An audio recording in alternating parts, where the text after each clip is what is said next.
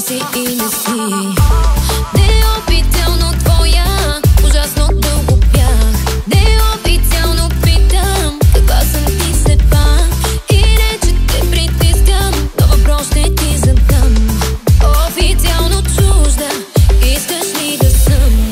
Как не ми отива да съм добра?